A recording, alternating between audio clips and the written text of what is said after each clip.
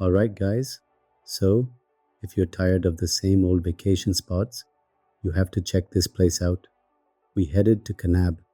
It's this cool little town kinda near all those epic canyons where Utah and Arizona bump into each other. Seriously, forget the tourist traps. This is where the real adventure vibes are. First thing we did, jumped in some ATVs. Seriously, so much fun. Firing up those engines already got the adrenaline pumping. Then we were off, hitting the gas, and immediately feeling the power as we bounced over the sandy trails. You're constantly working the steering wheel, leaning into turns, navigating over rocky bits 1 minute, and then opening it up on flatter sandy washes the next. We were climbing small dunes, kicking up clouds of that fine red dust that just gets everywhere. Part of the fun, right? And catching glimpses of massive rock formations flashing by. The winds whipping past, suns beating down, and you just feel totally alive out there in the middle of nowhere. It's way better than watching action scenes. You're in it.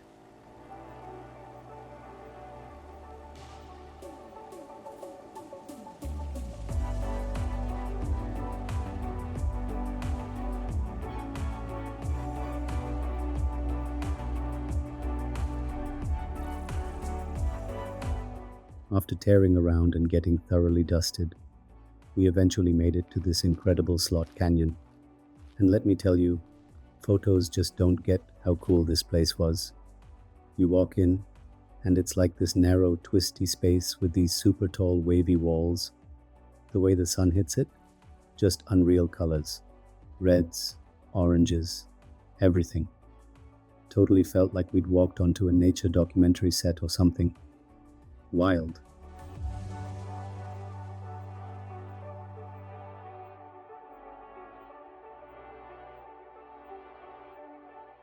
So yeah, totally covered in dust but feeling awesome.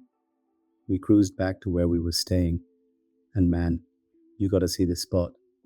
Our base camp was tucked under this massive rock overhang, like a natural cave shelter. Looking out, you saw this cool white pointy tent, kinda like a teepee, sitting out in a sunny grassy clearing, surrounded by bright green trees and that amazing blue sky. There was even a little path leading right to it from our sheltered spot, which had its own fire pit area set up right there under the rock. Seriously, best spot ever to crash. Felt like we had the whole place to ourselves, right in nature. Later on, when the sun started really going down, painting the sky all kinds of crazy oranges and purples that slowly faded out, we just kicked back right there in our cave spot. It started getting a bit cooler, that perfect desert evening vibe. Made getting that gas fire pit roaring feel even better.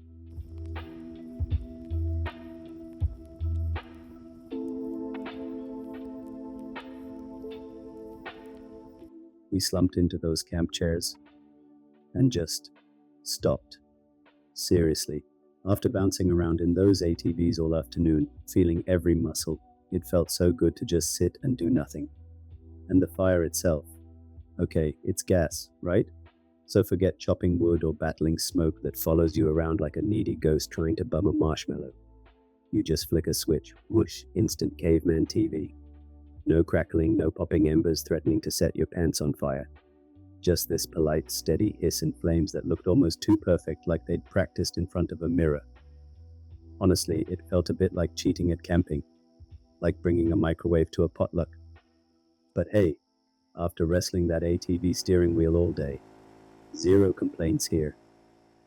It threw off this awesome warm glow that lit up the rock overhang around us, making our little cave feel super cozy, even if it lacked that authentic risk of accidental third-degree burns.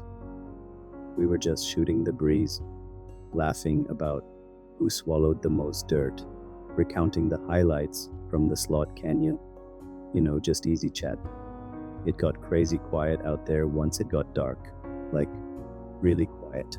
No cars, no sirens, nothing but maybe that gentle hiss of our suspiciously convenient fire pit and our own voices. Total peace.